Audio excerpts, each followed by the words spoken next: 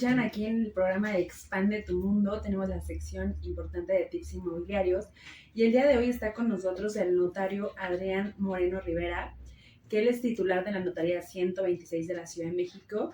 Fue egresado de la Universidad Panamericana, Campus Ciudad de México, y bueno, su titulación fue de la tesis Régimen de Propiedad en Condominio, Constitución y Plenos Efectos. Bueno, fue obtención de aspirante en 2010 de notario y bueno, ya obtuvo la patente en 2023 y bueno, pues ha sido catedrático, por eso también lo traemos aquí porque es como muy buena onda cuando explica, y creo que para toda la gente que no es abogado precisamente, pues podemos tener como ya mucho más acercamiento al tema notarial. Muchísimas gracias. Matilde, gracias a ti por la invitación y gracias a tu público, me encanta estar con ustedes y pues siempre contento de poder participar. Pues nuevamente muchísimas gracias, Adrián, y bueno, pues justamente lo que yo quiero que nos hables un poquito es todo este tema complejo del derecho registral, porque pues existe, cuando nosotros hacemos una escritura, mis amigos, pues bueno, decimos, es que ¿por qué no me da la escritura y solo me dan una copia? Pero pues sabemos que hay un proceso posterior a cuando yo firmo el contrato de mutuo, ya sea con Infonavit, con un banco, y hago la escritura, y tú no me puedes dar un testimonio. Entonces, platícanos a la audiencia, porque a veces de pronto nuestros clientes en inmobiliaria dicen, es que tengo mi preescritura y hasta que yo no pague ya tengo mi escritura, y entonces ya después no van a la notaría por ellos, y bueno, es un tema, pero platícanos un poquito de esa parte. Claro, Matilde, pues mira, como bien comentas, es importante toda esta parte del registro público. ¿Por qué? Porque el registro público es una institución que nos va a dar certeza y seguridad jurídica también, con el cual coadyuvamos nosotros los notarios, ¿no? El registro lo que hace es darme a conocer la situación del inmueble, quién es el titular, si hay algún asiento registral que tenga yo que conocer, ¿no? Por ejemplo, tenemos que recordar que hay 4 tipos de asientos, ¿no? Las notas de presentación, las anotaciones preventivas, las inscripciones, las rectificaciones y las cancelaciones. ¿Esto por qué es importante? Las notas de presentación son aquellas que se utilizan cuando se va a hacer algún instrumento por el cual se crea, se constituye o se cancela un derecho real, ¿ok? Principalmente la propiedad, ¿no? O una hipoteca. Entonces aquí el notario, ¿qué es lo primero que hace? Pues manda a inscribir lo que conocemos como primer aviso preventivo.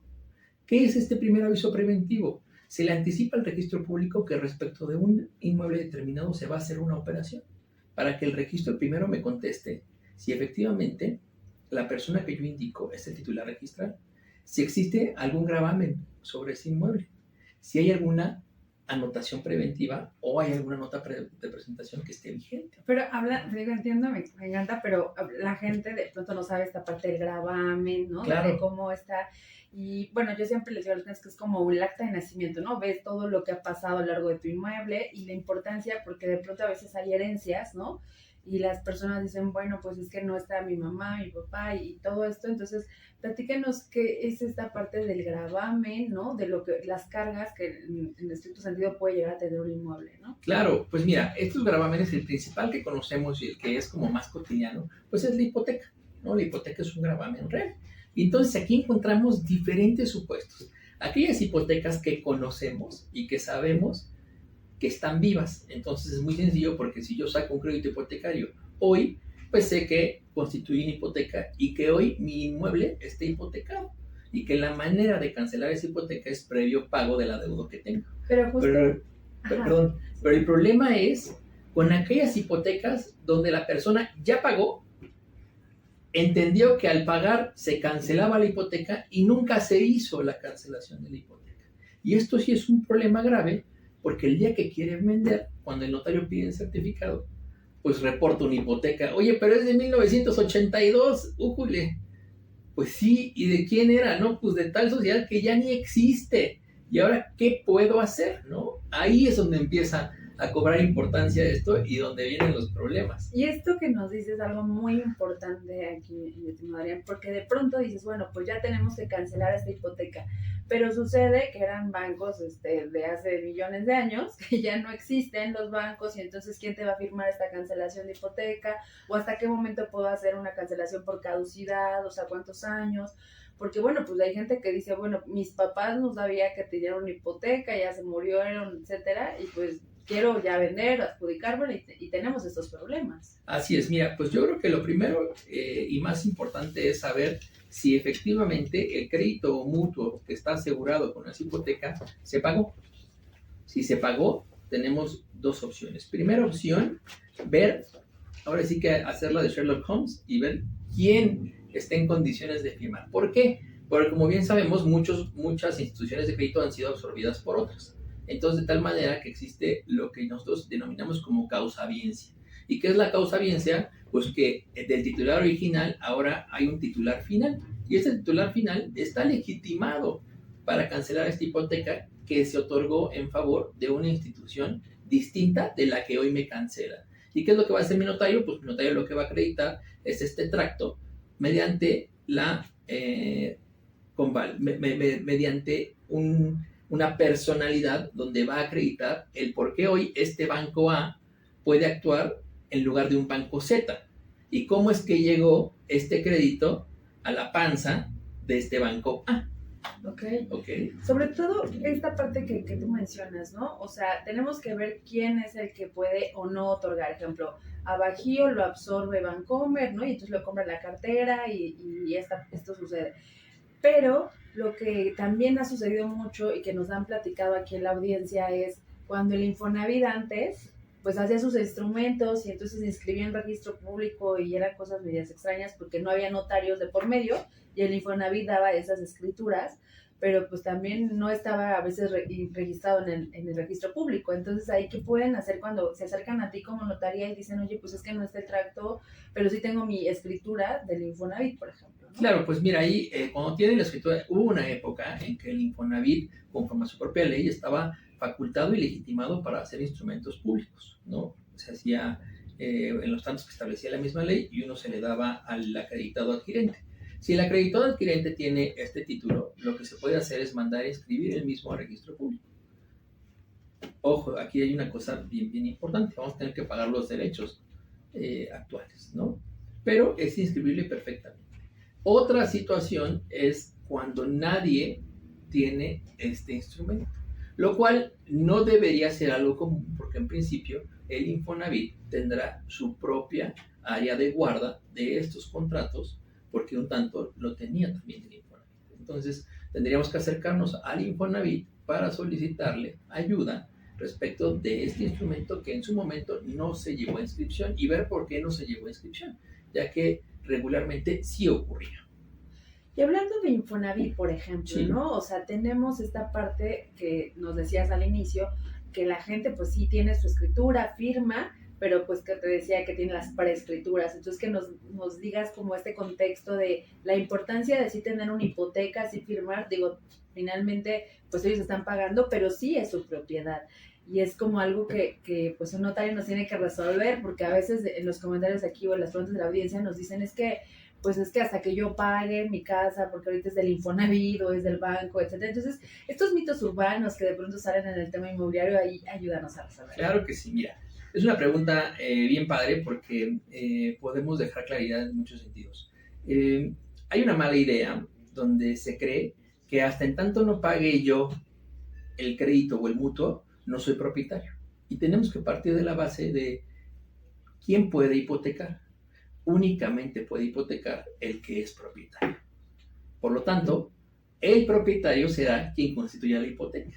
Quiere decir esto que sí soy propietario, aun y cuando el precio lo haya pagado parte con recursos propios, parte con un mutuo o con un crédito. ¿Qué ocurre? El que esté hipotecado significa que hay un gravamen sobre ese inmueble y este gravamen se constituye para que en caso de incumplimiento el acreedor tenga mucha mayor facilidad de recuperar el crédito, el monto del crédito o el monto del mutuo que me dio. Esa es la realidad.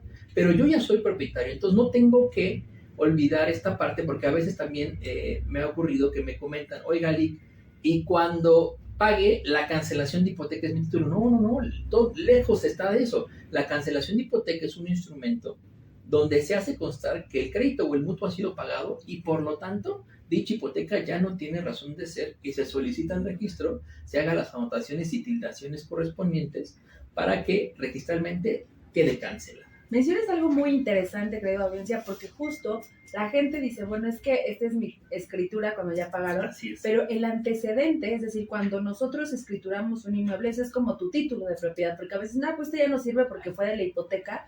Entonces, dinos, para los en relación al derecho registral, que sí tenemos que tener los títulos, porque a veces la gente no tiene eso y luego hay que buscarlo en el Archivo General de Notarías y Claro. es complejo, etcétera. Sí, mira, más que los títulos, el instrumento donde adquirí e hipotequé siempre va a ser mi título de propiedad. Con eso yo voy a acreditar la propiedad, necesariamente. La cancelación de hipoteca únicamente me sirve para acreditar que la hipoteca que constituí en ese entonces ya no tiene razón de ser porque he cumplido con mis obligaciones en tiempo y forma. Eso es. Pero mi título siempre va a traer relacionado esta hipoteca. Oye, pero yo ya pagué, ¿tengo que tener nuevas escrituras? La realidad es que no. Y no hay manera en que tengas nuevas escrituras. Pero cancelas una. Cancelo la hipoteca, que tienes, nada más. ¿no? Pero mi título de propiedad va a ser esta escritura 1, donde yo compré e hipotequé. Siempre, siempre, siempre, siempre. ¿Okay? Y hablando de esto, ¿qué diferencia hay entre la propiedad sí. y la posesión de un inmueble desde un tipo legal? Porque hablábamos del derecho registral, que es sumamente importante, sí. Y yo les digo a las personas que hay que tener estos dos títulos, porque yo soy muy feliz, tengo esta propiedad, vivo aquí como si tuviera el usufructo vitalicio, ¿no? Rento la propiedad, pero pues no tengo escrituras porque mi abuelita se murió y me dejó y no sé qué, y no tengo un título. Entonces, estos dos derechos, o sea, el derecho pues justamente el derecho físico a la posesión, pero el registral es sumamente importante, ¿no? Correcto, mira, son cuestiones totalmente diferentes. La propiedad es un derecho real que permite el uso, goce y disfrute del bien, ¿no? La posesión es una situación de hecho. ¿Okay? Dentro de la posesión tenemos que distinguir dos tipos de posesión, originaria y derivada. Originaria la tiene el propietario y derivada la tiene cualquier otra persona que tenga materialmente el inmueble, pero por cualquier otro título. Por ejemplo, un arrendamiento, como comentas. El arrendatario tiene la posesión, sí, la posesión derivada, porque no tiene la posesión del propietario, porque no es propietario. En un comodato igual, etcétera. ¿Sí? En el usufructo tendrá la posesión, sí, derivada porque es usufructuario. ¿Esto qué implica? Que no podrá ostentarse como si fuera el propietario. Ahora bien, hay tipos de posesión que permiten la prescripción. ¿Qué es la prescripción positiva o usucapión? Es un modo de adquirir la propiedad, pero requiere una posesión a título de dueño que sea pacífica, pública y continua. Esto es indispensable y esto lo tengo que acreditar ante un juez. Y es una sentencia después lo que te Así dan, es, ¿no? una sentencia de prescripción. Y después tienes que inscribir esa sentencia. Esa sentencia se tiene que inscribir al registro público y es esa sentencia mi título de propiedad. ¿Por qué? Porque la posesión puede ser en buena o en mala fe. En buena fe es cuando tengo una causa justa, pero el título carece de algún elemento. Por ejemplo, un contrato privado. El contrato privado en sí es válido, sí, pero le falta la forma. ¿Cuál es la forma? Escritura pública. Entonces aquí tendría dos opciones. Ejercer una acción de otorgamiento y firma de escritura, que es una formalización de ese contrato, o bien una acción de prescripción para purgar los vicios de este título, que es la falta de forma, el juez lo reconoce, acredito los pagos y ahora sí se manda a inscribir esa sentencia. Y esa sentencia será mi título de propiedad. Que aquí, ojo, ¿es un título real? Sí, sí es un título real. ¿Cuál es el problema?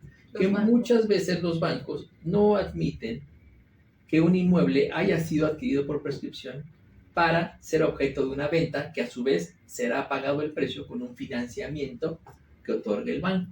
¿Por qué? Por políticas del banco. Y ahora sí ahí... Pero ahí hay un riesgo finalmente. Pues mira, no lo sé porque dependerá de cada caso en concreto, pero ahora sí que pues cada quien cuida su lana como quiere y cada quien dispone a quien le presta. Pero por ejemplo, el Infonavit, ¿no? Los bancos no te aceptan prescripciones. No te aceptan prescripciones, ¿no? Es correcto. Y bueno, queremos también que nos hables justo que en algunas otras propiedades que ya tienen muchos años, el nombre viene mal, la calle.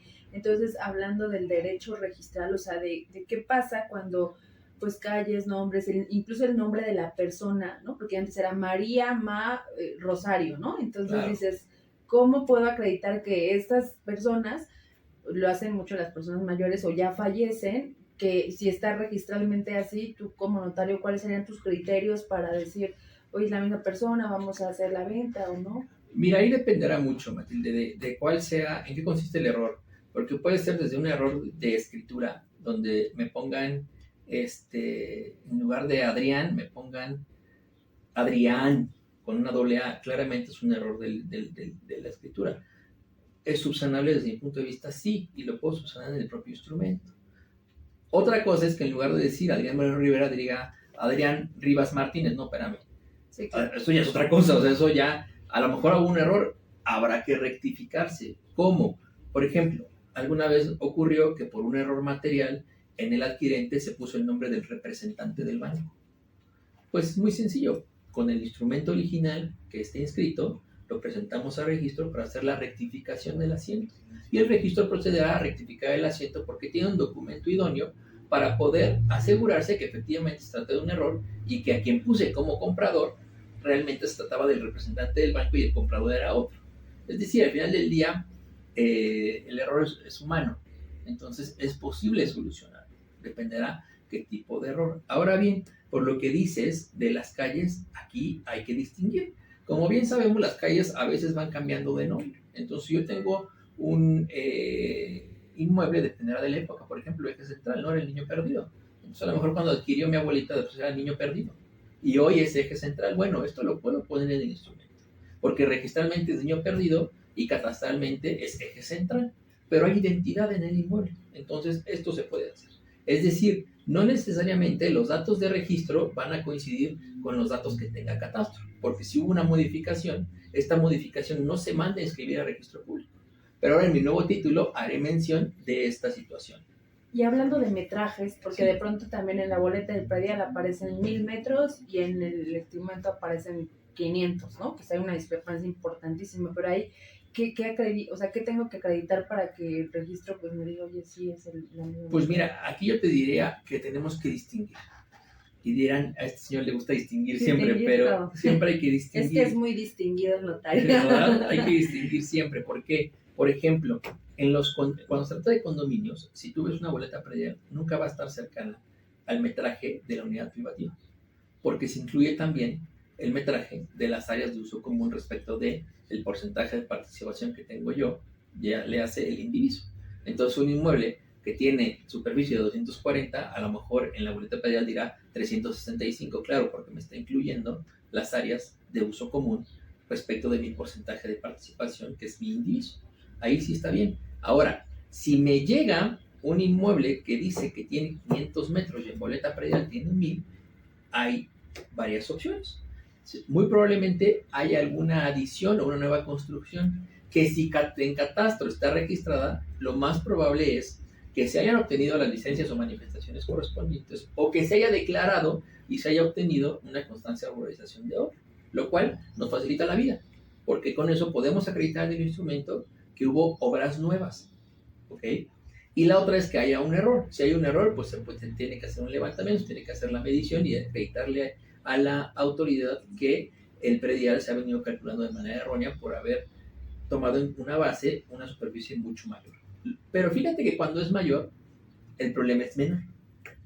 ¿Cuándo sí es un problema? Cuando la superficie que reporta la boleta predial es menor de la que tengo efectivamente. Y eso muchas veces nos damos cuenta cuando hay créditos o hay mutuos con los avalúos. Oye, es que el avalúo me reporta 500 metros cuadrados de construcción y tu boleta predial me reporta 120. ¿Qué pasó aquí? Déjeme decirle, licenciado, es que construí. Bueno, hay que ver bajo qué circunstancias. Hay construcciones que son viables de regularizar y hay construcciones que no son viables. ¿Cómo cuáles no son viables? Ahí nos vamos al tema de la zonificación. Por ejemplo, si yo tengo una zonificación que me permite construir máximo 3 niveles y yo me eché 5, pues ya tenemos un gran problema, porque lo más seguro es que la autoridad lo que pida es que se haga la demolición de los pisos excedentes. Entonces ahí sí tenemos un gran problema, porque estos 2 pisos no hay manera en que yo los regularice porque viola las disposiciones en materia de desarrollo urbano. Pero entonces cuando hablamos de que sí se pudiera como regularizar, tenemos que acreditar con nuestra escritura y después tal vez el tesorería hace un levantamiento topográfico para ver si es el metraje igual. Dependerá, si yo obtuve una licencia de construcción, una manifestación de construcción del tipo que corresponda, ahí vendrá y habré dado un aviso de terminación de obra. Y entonces con esto yo voy a ver que el metraje que se va a construir son 300 metros. más 200 que ya tenía, 500. Maravilloso, ya está. Y puedo agregarlo en original, preferentemente en copia cotejada, a mi criterio, porque así le permito tener el original al prestatario del servicio y yo agrego copia cotejada, que es perfectamente válido, a mi apéndice y acredito el origen de estas construcciones, lo cual también va a ser importante para temas fiscales federales respecto de las deducciones a las que tenga derecho el hoy vendedor. Ahora bien, si no hubo ninguna licencia o manifestación, pero se realizó dentro del parámetro legal en materia de desarrollo urbano, podrá obtenerse una constancia de regulación de obra ejecutada, donde la autoridad dice, perfecto, ya la ejecutaste, no debiste hacerlo, pero ya lo hiciste, ya la revisé y cumples con la normativa, y por ende te entrego esta constancia, la cual hace también las veces del aviso de terminación de obra, y entonces ya puedo yo acreditar que esas construcciones son legales conforme en temas de desarrollo urbano, pero tengo que verificar qué ocurre en catastro, porque si hay una discrepancia, necesariamente tendré que ir y pues, tocar la puerta de la autoridad y decir, oye, autoridad, pues la verdad es que sí se me fue, no lo hice correctamente, entonces tengo que me determines mi impuesto con sus correspondientes actualizaciones y recargos. ¿Por qué? Porque el nuevo adquirente, si no, es al que le van a tocar la puerta. Y de pronto esta parte que ha sucedido mucho en inmuebles ya bastante viejos, que hubo un embargo, porque antes pues sí había hipotecas, ¿no? De bancos y demás, pero la gente decía, yo te voy a embargar tu casa porque yo te presté 50,000 pesos y yo anotaba el embargo, ¿no? Claro. El embargo por caducidad, explícanos un poco esta parte, porque a veces la gente dice, bueno, ya son 30 años más 10, no sé qué, entonces sí puedo hacer este escrito en registro público y pueden cancelar el embargo porque pues ya la persona, y se da mucho hablando de jornada notarial y de sucesiones que ya traen una carga ahí complicada, pero se van como resolviendo esas situaciones. Entonces ahí platícanos cómo es. Claro, como comentamos ahí el punto, el embargo es una anotación preventiva. ¿Okay? Y como anotación preventiva tiene una vigencia. Si esa vigencia no se renueva, porque sí es renovable, entonces ya podemos caer en un supuesto de caducidad. ¿Por qué? Porque al final del día recordemos que la caducidad, como la prescripción, como algunas otras figuras, ¿qué es lo que busca? Evitar la inactividad. Yo tengo un derecho, sí, defiéndelo. Yo tengo un derecho, sí, ejércelo. No lo ejerces, se pierde. Entonces, ese embargo, si pensamos objetivamente para qué sirve, pues la realidad es que prepara el camino para el día de mañana, cuando el juez dicte sentencia, haya con qué cumplir la sentencia, ¿no? Y entonces, anoto preventivamente este embargo o preventivamente la demanda, por ejemplo, para que sepan que hay un procedimiento en litis y que ese inmueble está comprometido en esta litis. ¿Por qué? Porque si hay una sentencia en contra del titular, ese inmueble podrá servir para cumplimentar la sentencia que dicte el juez. Entonces lo que estoy haciendo es eso. Si pasado el tiempo que establece el Código Civil no se lleva a cabo, no se ejecuta este embargo, es decir, no cumple el fin final, pues entonces el propietario tendrá derecho a solicitar la cancelación por caducidad.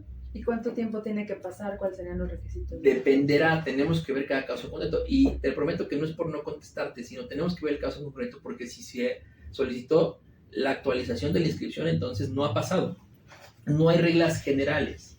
Tenemos que ver cada caso en concreto, y por eso es que siempre los invitamos a acudir con su notario o acudir al colegio de notarios. ¿Por qué? Porque en las teorías jurídicas gratuitas es donde podemos nosotros tener acceso a la información y ya con la información decir correctamente, oye, esto sí es viable, porque si no ahorita, yo me meto a decir 3 años, van a decir, oiga, licenciado, ya la metí y me dijeron que no, porque pues se renovó. Efectivamente, tiene razón, porque otra vez inició la vigencia de esa anotación preventiva, ¿no? Como ocurre, por ejemplo, con la nota de presentación de lo que decíamos se llama aviso preventivo, el primer aviso preventivo.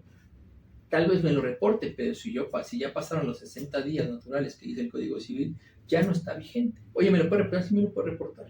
¿Para qué me serviría esto? Primero, para ver qué me llamaría a mí la atención como comprador y como notario. ¿Por qué Matilde lo quería vender a Juan y no a Adrián ahora? Oye, te pregunto, ¿qué fue lo que pasó? ¿Por qué solo ibas a vender a Juan y ya no? Fíjese, licenciado, que lo iba a comprar Juan con un crédito hipotecario por algún tema en su trabajo, ya no se lo dieron, ya no me pudo comprar y entonces lo volvió a poner a la venta.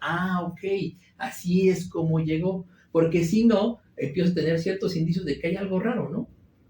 Porque ¿por qué tendrías un aviso preventivo en la notaría fulanita y acabas vendiendo en otra notaría a otra persona? ¿No? Eso es importante. Que también eso es como para evitar un poco fraudes inmobiliarios, ¿no? Donde Así dices, es. bueno, pues es que está como muy extraño. Exacto. Estamos como haciendo ese tipo de cosas. Y bueno, quisiera también preguntarte el tema de, o sea, ¿cómo protege el derecho a registrar a los compradores frente, justo hablando de fraudes inmobiliarios, ¿no? Ok, pues mira, ¿qué es lo principal? Que hay buena fe, ¿no? ¿Por qué? Porque si yo cumplo con todo el proceso registral, definitivamente, primero tengo la protección que me da el registro respecto del acto que voy a otorgar. ¿Cómo nace esta protección? El notario presenta el primer aviso preventivo, en el cual le anticipo el registro de la operación que voy a hacer, por decir una compra. Este primer aviso preventivo, para que me dé a entender, es como un derecho de apartado. Pero es cuando tramitamos el certificado de libertad de gravamen. El notario, en nuestro caso, el notario es el que puede solicitar. Porque es el notario, el juez o la autoridad que esté conociendo del acto de la constitución o cancelación del derecho real o de la posesión. Que son como lo que tú decías, son 60 días, que son 2 meses aproximadamente la vigencia de ese primer aviso preventivo. ¿Se cancela en automático o ustedes como lo pierde vigencia porque ahí el registro me va a reportar a partir de qué fecha se anotó. Ahora, tengo estos 60 días. Dentro de esos 60 días debo de firmar mi instrumento. Y posteriormente doy un aviso de otorgamiento, donde le digo, registro, la compraventa que te anuncié que iba a hacer, ya la hice. Ahora, el registro lo que me da son 90 días para presentar el testimonio de inscripción. Y si yo cumplo esos plazos, ¿qué es lo que va a ocurrir? Supongamos que por la carga que tiene el registro no tarda 2 meses, tarda 4. Bueno, se entiende que mi derecho tiene prioridad respecto de otros derechos desde la fecha en la que presenté el aviso preventivo. Entonces, si te fijas, si sumamos los plazos, pues siempre estoy protegido. Por eso nunca hay que perder este derecho que se llama prelación, que es uno de los principios registrales, la prelación, que es esta prioridad que tienes tú respecto de otros derechos y por lo tanto no te podrían aplicar un derecho posterior. De tal manera que si yo te vendo a ti, cumplimos los procesos registrales. Yo aparezco como propietario, sí. ¿No hay ninguna otra anotación preventiva o nota de presentación? No. Ok, ¿no hay gravamen? Tampoco. ¿No está cancelado mi asiento? Tampoco. ¿No está rectificado? Tampoco. Perfecto. Y después alguien decide demandarme y pide el embargo de mis bienes y sabe que yo tengo un inmueble en calle Catalina 5, pues no te pueden aplicar a ti esa anotación. Porque yo lo hice de buena fe. Claro, no solo de buena fe, lo hiciste siguiendo el procedimiento registral y entonces cuando el juez mande inscribir ese embargo le dirán, oye, espérame, ¿por qué? Porque Matilde me aparece ahora como el titular registral. Y si el juez dice que se inscriba, el registrador le dirá, se inscribe, pero se hace la anotación que se te advirtió que el titular registral ya no es Adrián y es Matilde. Y tú, Matilde, tendrás derecho de presentar una tercería excluyente de dominio. ¿Qué es esto? Meterte al peito y decirle, señor, momentito, porque esto es mío y yo no tengo nada que ver entre el problema del señor y la otra parte. Y el juez tendrá que decir, efectivamente, reconozco que el derecho de Matilde nació con anterioridad a la demanda y por ende no la puedo perjudicar.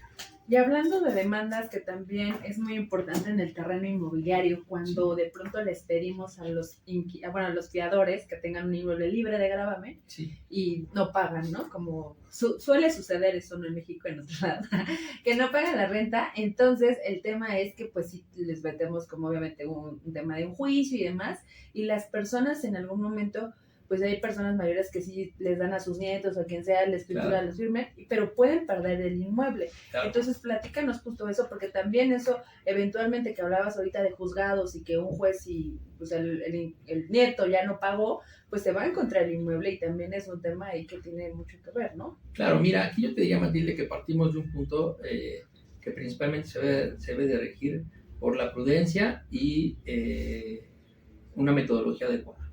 Cada vez que participa alguna persona que forma parte de algún grupo vulnerable, como podría ser un adulto mayor, tengo que tener mucho mayor cuidado.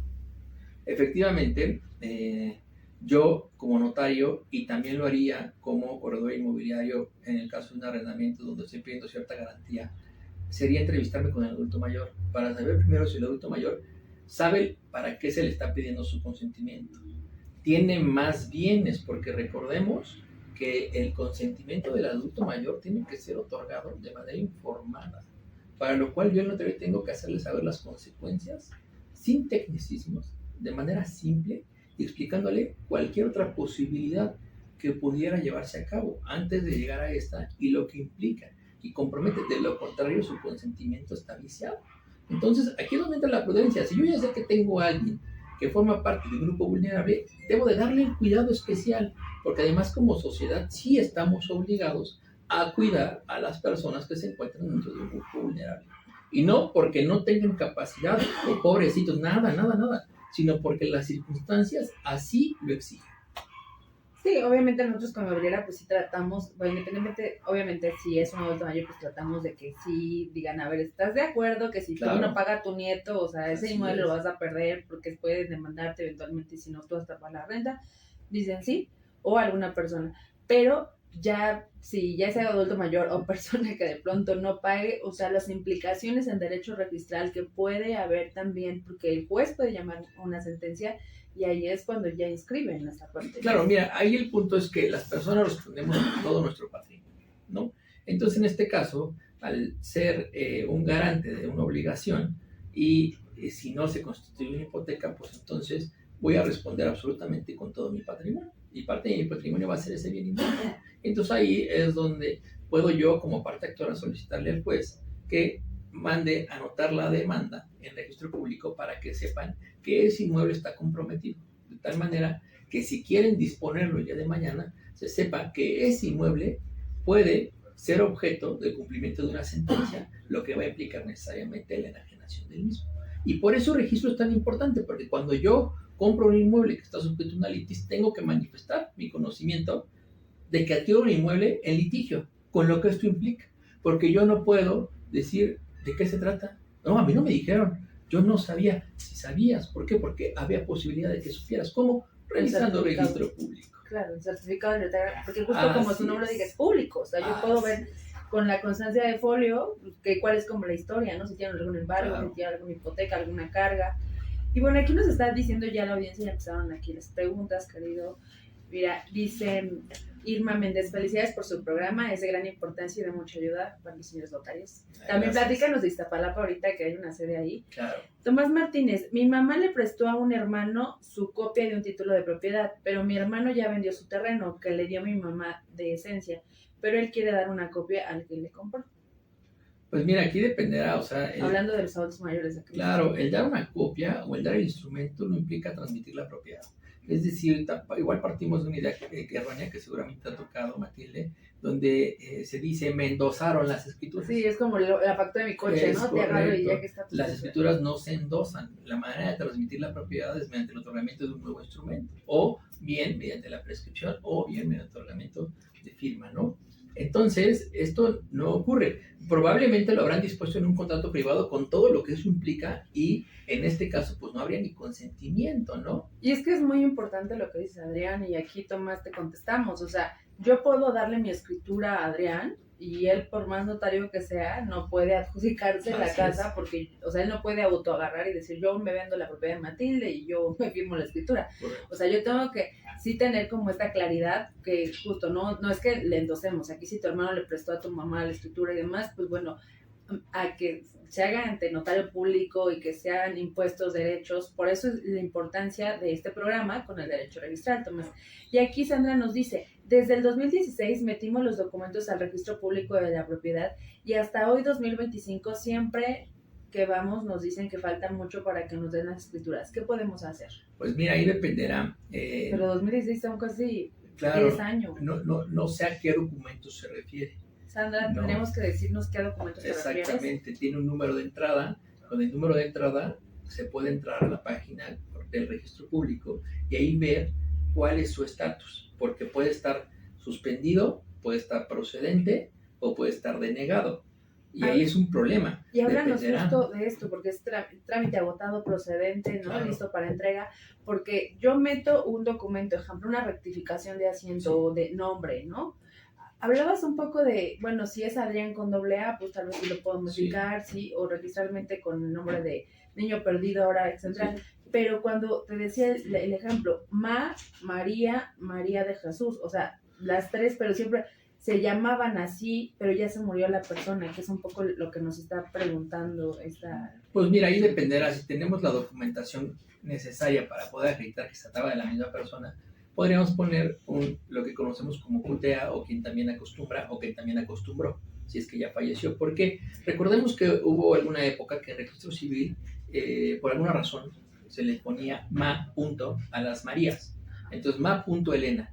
Híjole, es que era María Elena. Ajá. Pero el nombre, la realidad es que es el que aparece en el acta, lo que acreditamos con la copia certificada. Y en el acta dice ma punto. ¿Cuál es su nombre? Ma punto. Híjole, pues sí. Y en la IFE dice María. María Elena, por ejemplo, exactamente. Pero podemos identificar que se trata de la misma persona. ¿Cómo lo identifican ustedes? Pues documentalmente.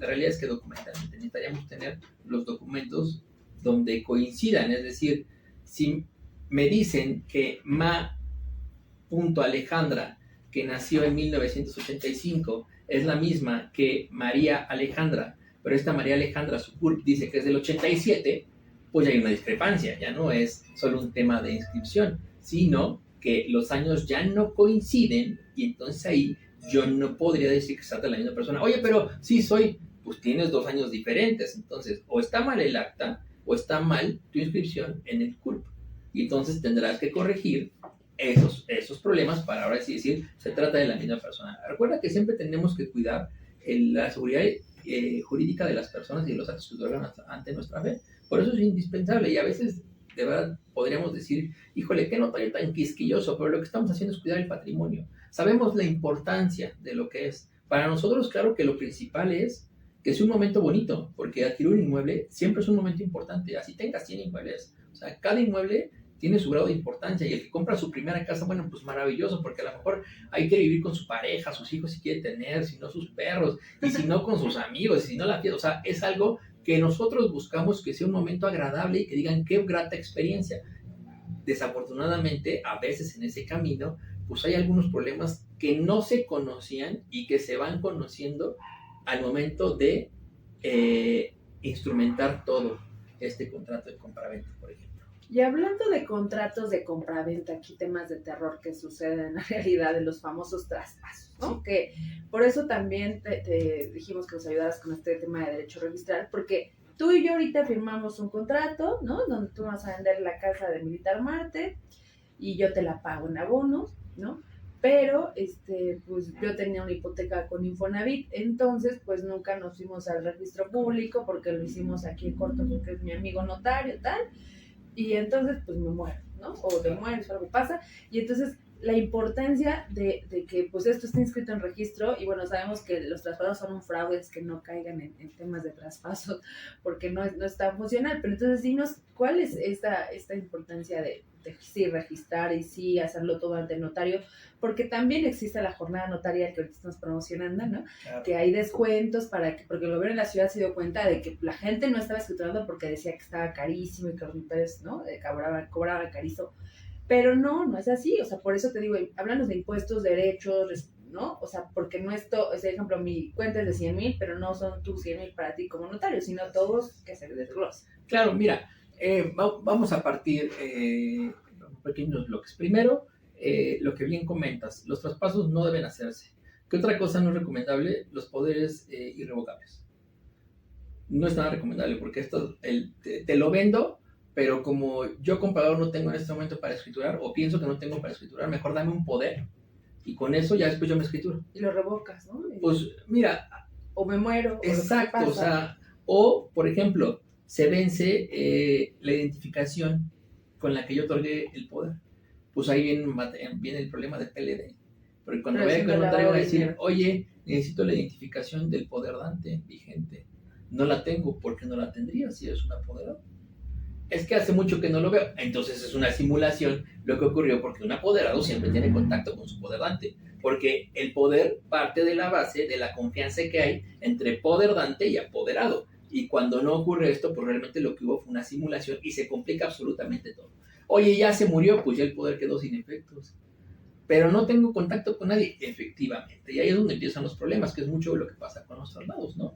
También recordemos que si bien es cierto, si alguien tiene un crédito Infonavit y está pagando su crédito, ¿me lo puede vender? Sí, me lo puede vender. Pero cancelando, claro, y pagando el crédito. Claro, y pagando el crédito. Con mi crédito. Para lo cual yo puedo sacar un crédito. O bancario, o yo mismo Infonavit. Exactamente, o con recursos propios, y nos aseguramos que se pague ese crédito, que el Infonavit expida la carta de cancelación de hipoteca, y entonces se hace la cancelación de hipoteca en el mismo instrumento o el instrumento por separado, la compraventa y el crédito en su caso en la misma escritura, y listo, ¿no? Ahora bien, como bien dices, el otorgar un instrumento donde se compra y además se constituye un derecho real llamado hipoteca, pues genera muchos gastos. ¿Qué gastos genera principalmente? El impuesto sobre adquisición de inmuebles. ¿Es un impuesto barato o es un impuesto caro? Pues no lo sé, la realidad es que la Ciudad de México es una ciudad cara en sí. Lo cual es bueno o es malo, pues la realidad es que muchas ciudades son caras. O sea, si te vas a otra ciudad de Nueva York, será idénticamente cara. Si te vas a alguna ciudad de Brasil, será idénticamente cara. En Canadá, será idénticamente cara. En Europa, será idénticamente cara. O sea, dependerá del monstruo que somos. O sea, es una ciudad que tiene gasto corriente brutal y que es nuestra obligación como ciudadanos participar de este gasto público. ¿Y cómo participamos de este gasto público? Pues pagando nuestros impuestos. A veces podrán no gustarnos, pero la realidad es que no hay nada mejor que pagar tus impuestos correctamente. Y yo como notario estoy obligado a darte a conocer todos los beneficios fiscales y administrativos. Si tú tienes derecho a una disminución, si tú tienes derecho a a la obtención o al acceso a algún programa como es la jornada notarial, como es el programa de sucesiones, yo te lo voy a hacer saber. Uno, porque si es padre decirle a la persona, oye, ibas a pagar 300 y ahora vas a pagar 50, bueno, dice, maravilloso. Sí, y además es mi obligación hacerte saber esta información.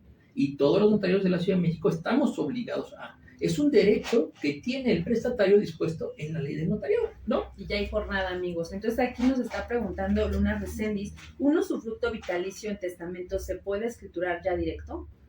Mira, ahí lo que tiene que hacerse es adjudicarse el usufructo. Sí, pero primero tengo que hacer la aceptación de herencia y luego puede ser que se haya constituido en legado o en herencia. Ahí será acorde al criterio de cada notario. Si es un legado, por supuesto, tengo que adjudicarme el usufructo vitalicio y tengo que pagar mi ISAI, porque el usufructuario también paga impuestos sobre adquisición de inmuebles. Okay. Aquí Sara Hernández nos dice, ¿una notaría puede obtener el título de propiedad con nombre de la persona, dirección del inmueble o con la identificación de la persona?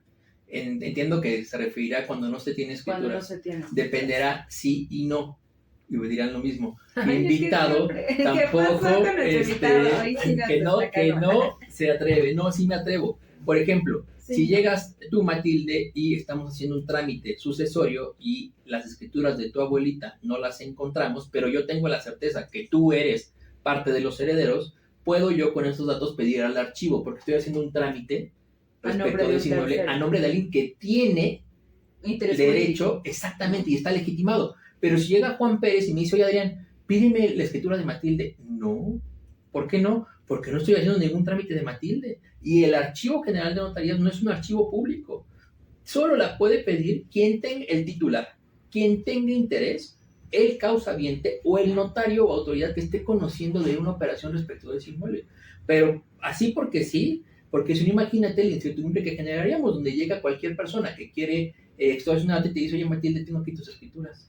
Ya sé en cuánto compraste, ya sé, no, espérame, ¿tú por qué las tienes? El notario me las trajo. No, espérame, por supuesto que no. O sea, el notario es un guardián siempre del patrimonio de las personas y por eso me tengo que asegurar que mi actuación está legitimada. De lo contrario, no lo puedo hacer. Muchas gracias. Juan, ¿nos puedes ayudar con el comercial de la jornada notarial? Juan, ¿nos puedes ayudar con el comercial, por fin? Bueno, como les decía, queridos amigos y amigas, tenemos ya jornada notarial. Aquí pueden ir con el notario Adrián o con cualquier notario de la Ciudad de México a tramitar su talón de jornada notarial con reducciones, que ahorita nos va a decir rapidísimo cuáles van a ser. Pero bueno, hay también de sucesiones para todas estas personas que de pronto hay una bola de nieve que ya es la abuelita, se murió la mamá, el papá y no han regularizado. Aquí nos puede tener esta información Adrián. Y pues obviamente hablando de derecho registral, que pues podamos tener esta parte jurídica, ¿no? Porque como dirían las abuelitas, papelito habla. Es correcto, Matilde. Y como bien dices, tener tu instrumento que hace, te protege. Es tu escudo protector. Es infinitamente más sencillo proteger una propiedad que esté escriturada que una que no esté escriturada. ¿Okay? Como bien dices, la jornada notarial lo que se busca es fomentar la regularización de los inmuebles, porque además, lo es cierto, un mercado inmobiliario sano admite transacciones más sanas. Y una transacción más sana implica mayores recursos para el erario público porque hay más pago de impuestos, certeza para las personas. ¿Por qué? Porque yo ya sé quién es el titular realmente. Y partimos de lo que veníamos diciendo, evitemos problemas. Porque claro, cuando están vivos, dicen, no hay problema, le marco, es mi amigo, ¿no? Oye, ¿y dónde está tu amigo? Hace 20 años que no lo veo. No, pues ya, estamos fritos, porque entonces ahí ya no hay cómo regularizar ante el notario si no hay la comparecencia de quien está legitimado para regularizarlo. Y se vuelve un problema, porque donde después demandan y dicen, oye, Juan Pérez ya se murió, híjole, pues tráete a la sucesión, no se ha abierto, pues ábranla, y entonces se empieza a volver una bola de nieve, ¿no? Por eso hablábamos de eso. Así es, ¿no? Y recordemos, Matilde, como bien dijiste, que la jornada notarial lo que hace es, me da dos principales beneficios. El primero de ellos, y el más importante me parece, es cómo se fija la base gravable. ¿Y qué es la base gravable? La cantidad que me sirve para calcular impuestos y derechos. Y entonces, por ejemplo, del 60 al 20%, la base gravable será el valor catastral. Que es baratísimo en la Ciudad de México, porque el valor catastral a veces una propiedad de 2 millones de pesos es de 700,000. Exacto, y entonces ya es un incentivo en sí, porque ya mi base gravable no son los 2 millones o los 2 millones y medio que voy a pagar. Y otra cosa bien importante, Matilde, no tengo que mentir. Oye, ¿en cuánto vas a comprar? En 2 millones y medio. Eso es lo que manifiestas, pero tu base gravable son los 500 o los 700. Y es maravilloso, porque todo queda perfectamente asentado. Es decir, la autoridad no busca que la gente haga alguna manifestación indebida y dice, no, tú manifiesta en cuánto estás comprando, porque tu base gravable será otra. ¡Ay, maravilloso! Eso es importantísimo. Ahora, además de esta base gravable, tengo un descuento, que puede ser 60, que puede ser 40, que puede ser 30, que puede ser 20. Hay un 10%, que es para aquellos inmuebles que tienen un valor catastral de 1.642.105.01 y hasta 2.326.313 pesos. Pero ojo aquí, estos inmuebles sí requieren de un avalúo que tendrá que estar dentro de esos rangos y una contraprestación que tendrá que estar dentro de esos rangos. ¿Qué quiere decir? Que si yo quiero un inmueble que en catastral vale 1.800.000 y el precio es de 3, ya salí. Ya no puedo formar parte del programa de jornada. Pero 1.772.000 sí podría ser también. No, porque acuérdate que es 1.642.000 de ahí para arriba. Entonces, 1.700 ya no, 1.650 ya tampoco. ¿Por qué? Porque ahí sí me dice, si alguno de los tres valores, ya sea el valor catastral, el valor de avalúo o el monto de la contraprestación, exceden de este umbral, ya no te puedo hacer la jornada. Por eso el 10% es difícil que se pueda obtener, aunque no es imposible, habrá algún caso. Sí, pero los demás sí, el 20, el 30, el 40, el 60 es algo común, es algo habitual y la verdad es que vale mucho la pena. Y estimado Adrián, quiero que nos digas aquí qué recomendaciones darías a nuestra audiencia para quien quiera comprar o vender una propiedad en relación a justo esta parte de derecho registral.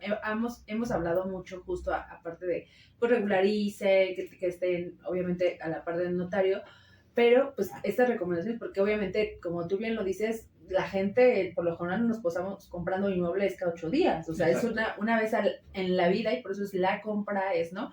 Es el sueño de todas las personas, claro, tener una casa propia.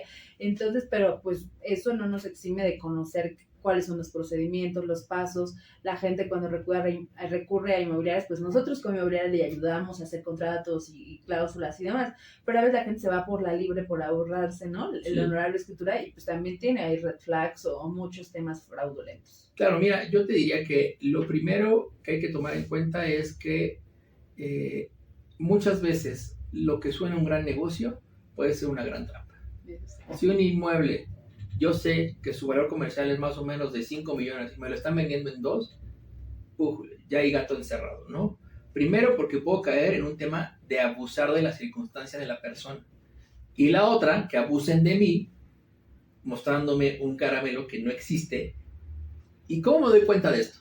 Cuando hay mucha urgencia, ¿no? Oye, vale 5, te lo vendo en 2, pero me urge. Entonces, lo hacemos ahorita. Oye, déjame el comentario. No, ahorita o nada. Yo les diría, pues mejor nada. Cuéntenselo ¿no? a quien más conviene. Exacto. A su notario. Exactamente, ¿no? Y también yo creo que tenemos que partir de la base de la confianza. Si yo le tengo confianza a mi asesor inmobiliario, es lo mejor, como le tengo confianza a mi notario. Oye, existen estas circunstancias, hay este problema que yo ya detecté, te lo anticipo para ver cómo lo resuelvo. Y no que se empiecen a dar uno cuenta que hay problemas cuando ya dieron anticipos, cuando ya me mudé, licenciado, no, espérame, ¿cómo ya te mudaste? Pues vamos a tardar meses. Ya construí, todavía no es estructurado, exactamente, ¿no? Estas cosas hay que evitarlas a toda costa, ¿no? El uso de poderes, revisemos los poderes, cuál es la vigencia, dónde los otorgaron, qué edad tenía cuando los otorgaron, ¿no? Porque si una persona de 90 años otorgó un poder hace 10, pues a lo mejor sigue viva, pero muy probablemente no. Entonces ahí ya me empieza a dar como ciertos avisos de que esto no va bien. Entonces yo sí les diría, acérquense a su notario de confianza, si no, acérquense al colegio de notarios. En verdad que para nosotros es un gusto siempre recibir a las personas, ¿En dónde están asesorarlos. ustedes? En la Ciudad de México y también en Iztapalapa, que tienen una nueva sede. Mira, tenemos varias nuevas sedes, como bien dices, Matilde, muchas gracias. Tenemos la sede del colegio de notarios, tenemos la sede de Iztapalapa, que si me permites te la envío para que nos ayudes a publicarla. Tenemos la sede de Santa Fe también, en el pueblo de Santa Fe, y tenemos la sede del sur, en Xochimilco. ¿Qué es lo que se busca con esto? Tener un mucho mayor alcance a las asesorías jurídicas gratuitas que históricamente el colegio presta. Esto es algo que venimos haciendo hace mucho tiempo. ¿Martes y jueves? Martes y jueves, exactamente. Y aquí Luz Ventosa, la pregunta de los 64,000 amigos, porque dice, ¿por qué tarda tanto el proceso de inscripción en el registro público de la propiedad? Ya más de 2 años en comercio y no me pueden dar mi escritura del notario. Ok, miren, ¿por qué tarda tanto? Debemos de tomar en cuenta que el registro público de la Ciudad de México es uno de los registros públicos más importantes. Yo creo que si no es el más grande, es de los más grandes de Latinoamérica inclusive. El número de operaciones que llevan es una bestialidad. Y tenemos autoridades registradores que hacen su mayor esfuerzo y su mejor esfuerzo para sacar esto, pero por supuesto es complicado cuando hay un volumen tan importante de operaciones. Ojo con la parte de comercio, recordamos que al final del día todo esto se va actualizando. Registro Público de Comercio recientemente hizo una migración, antes teníamos SIGER 1 y SIGER 2, se migró todo a SIGER 2, esto implicó una labor titánica por parte de la autoridad. Probablemente esto es lo que haya afectado. También recordemos que hay operaciones tanto de comercio como inmobiliarias que los antecedentes son sumamente viejos. Y viejos me refiero a la manera en la que se hacían. Eran libros, ¿no? Y a veces el libro puede estar mutilado, la tinta puede estar corrida, inclusive, y va a parecer broma, la letra que se utilizaba en ese entonces es poco legible, porque utilizaban una cursiva, una muy bonita, otra sí de verdad que con lupa y el doctor se cuidadosamente, exactamente, y vas medio que adivinándole, entonces esto podría llegar a complicar. Yo creo que aquí lo más importante es acudir a las instancias correspondientes. El registro público tiene ventanillas de atención, ir con su número de entrada, decirle al registro, darle la oportunidad también al registro para que pueda darnos la información, porque estoy seguro que así ocurrirá. Y queremos que nos hables ya para ir concluyendo, Adrián, de los famosos folios en custodia. O sea, tú acabas de decir algo desafortunadamente que sucedió y sigue sucediendo en México, que algunos desarrolladores pues construyen demás, ¿no? Otros pisos. Y pues el registro público está la PAOD, está el INVEA, que meten estos folios en custodia, pero después hay demoliciones de pisos. Entonces, ¿por qué motivo, si yo ya quiero a lo mejor, como es tú, hago el proceso de compraventa donde hablábamos de los tips para los compradores, sí, y pues no me doy cuenta, ¿no? Porque a lo mejor cuando yo hice mi compraventa, todavía me dieron una constancia de folio o un certificado, pero ahora ya lo tengo en custodia y ya no puedo escriturar. ¿Por qué motivo puede un inmueble estar en custodia? Pues mira, el inmueble puede estar en custodia porque presenta alguna irregularidad. Por ejemplo, una duplicidad. Por ejemplo, alguna irregularidad en materia de desarrollo urbano. ¿Okay? Eso es bien importante. Ahora, aquí dependerá de cada caso en concreto, Matilde. Al final del día, puede que pongan en custodia varios folios que no necesariamente deben estar en custodia. Y ahí podría ser un procedimiento para solicitar al registro público que deje de estar en custodia el folio que corresponde a mi departamento, porque mi departamento no está dentro de los niveles que están irregulares. Dependerá. Tenemos que ver cada caso en concreto, ¿no? Porque así sabemos el método o la vía que podemos seguir. Y justo como bien comentas tú, esta es la parte más importante. ¿Por qué me acerco a mi notario? Pues por esto, para poder revisar, para tener un especialista que me diga, oye, ojo con esto, oye, esto tiene una inscripción importante. ¿Qué podría hacer? Pues a lo mejor hay alguna limitación. Oye, ¿tú para qué lo quieres? Pues para construir una nueva casa. Híjole, está la fachada protegida. Pues no vas a poder, o sí lo vas a poder hacer, pero tienes que tener en cuenta que tu obra va a ser titánica, porque mantener solo la fachada es toda una obra de ingeniería, ¿no? Y habrá quien diga, yo sí le entro, Sí, ¿no? Polanco, Ahí tenemos, Condesa, claro, Roma, inclusive ¿no? Reforma 222, si no mal recuerdo, tiene parte de la fachada que estaba protegida, incrustada dentro del inmueble y se ve padrísimo, ¿no? Pero son cosas que tengo que saber. Oye, yo lo quiero comprar y resulta que el uso es habitacional y yo quiero para comercial, ojo, porque es un delito, ¿no? No puedo cambiar el uso, ¿no? Sí, y bueno, quiero que nos digas justamente también, bueno, que hablabas un poco de cómo podemos nosotros investigar si somos compradores, si somos vendedores. Sabemos que sí, de antemano el registro es público, pero hay cosas que no entendemos muy bien, tanto los compradores como los vendedores, y a lo mejor el vendedor desconocía, ¿no? Porque Claro. a lo mejor venía, la adjudicación, hablando de jornadas que quieren una herencia, pero pues no conocían el tema de su abuelita que pasó algo, ¿no? Claro. Entonces ahí, ¿qué recomendarías para esto? Pues un poquito, aunque suene repetitivo, lo mismo. Acudir a la notaría, al notario notaria o notario que más confianza les dé, que sea su notario toda la vida, su notario toda la vida, y que nos permitan hacer una revisión inicial para decir, oye, esto puede que vaya por buen camino. Puede porque, digo, al final del día, hasta que pidamos las constancias, es que podemos determinar esto. Pero, por ejemplo, hay página donde puedo revisar yo el uso. Mi boleta predial también trae un uso. Mi boleta también trae, además, el número de niveles. Si dice H2, solamente son 2 niveles. Es habitacional 2 niveles, ¿no? Entonces, pero a veces hay una discrepancia entre la zonificación, claro, y la boleta predial, puede ¿no? ser, o también puede ser que el condominio se haya constituido con un programa de desarrollo urbano anterior al nuevo.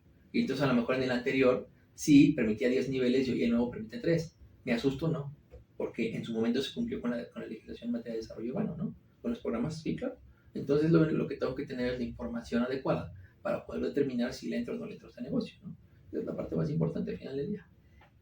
Y bueno, ya para finalizar, quiero que nos hables un poquito del tema del régimen matrimonial, que también esto está súper importante, ¿no? En el tema de derecho registral, porque a veces omitimos, ¿no? Dicen que los vendedores no mentimos, solo omitimos ciertas cosas.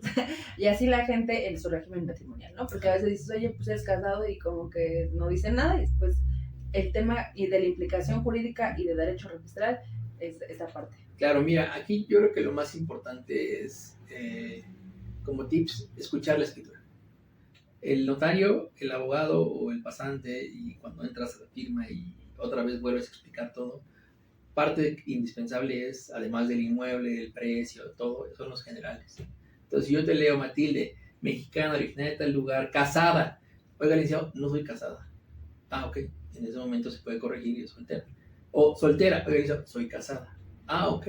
Aunque todo esto, ahora sí que es como un buen médico, es de la revisión de gabinete, ¿no? Lo primero que hacemos cuando el notario te marca es, Matilde, ¿cómo estás? Mucho gusto, soy Moreno, tengo una operación tuya, ¿dónde vas a ir? Oye, a ver, ¿cuáles son tus datos generales? ¿Soltero o casada? Casada, ¿cómo te casaste? Oiga, que metiche, no, porque puede ser que se haya casado solo por la iglesia.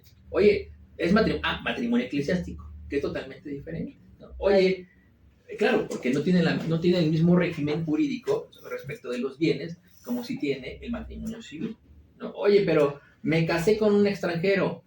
Bueno, a ver, vamos a ver, ¿inscribiste el matrimonio en México? No lo inscribí. Ok, ¿qué régimen puede aplicar allá? ¿Por qué? Porque tendremos que ver si el cónyuge tiene o no tiene que entrar. Oye, el extranjero tiene que pedir o no tiene que pedir permiso o celebrar este convenio que se refiere a la fracción primera del artículo 27 de la Constitución, ¿no? Porque para poder adquirir un inmueble, pues tengo que tener la autorización del Estado mexicano, ¿no?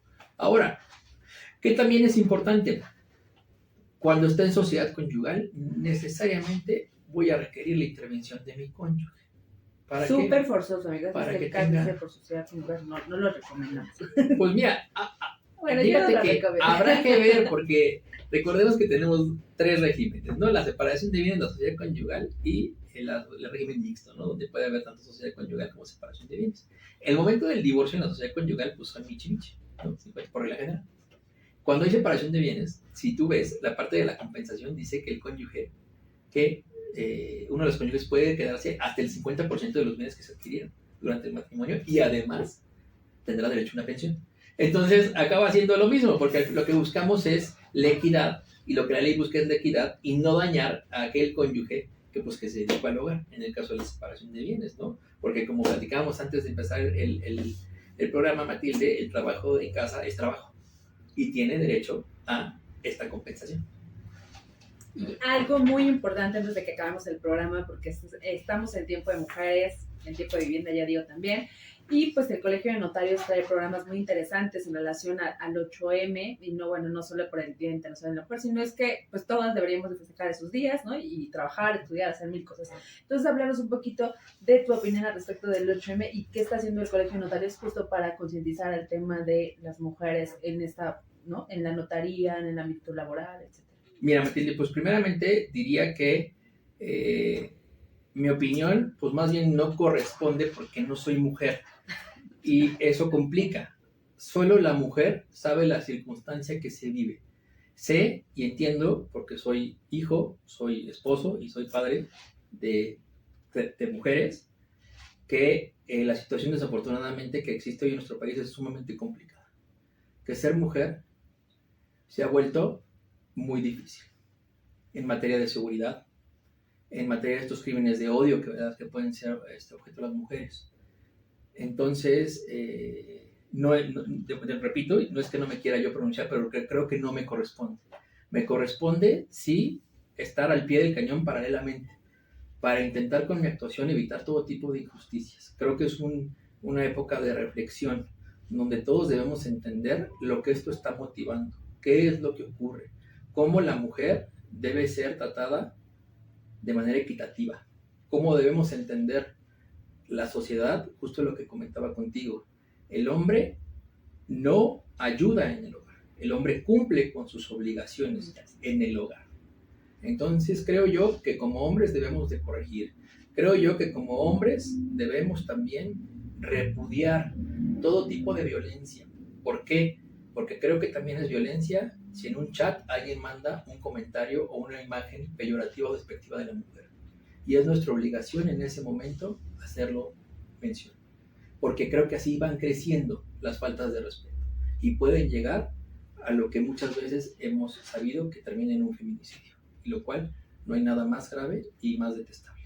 Entonces, esa sería lo que te podría decir. Y el colegio va a tener eventos, ¿no? Claro, va a tener eventos para conmemorar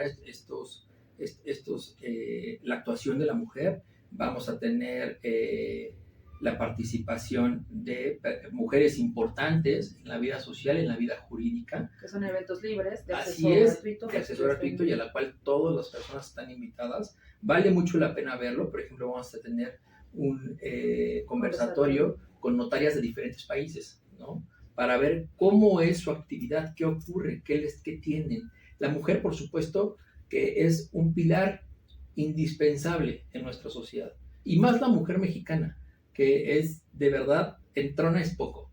O sea, son trabajadoras, son inquebrantables, no importa cuáles sean las circunstancias, siempre se van a levantar.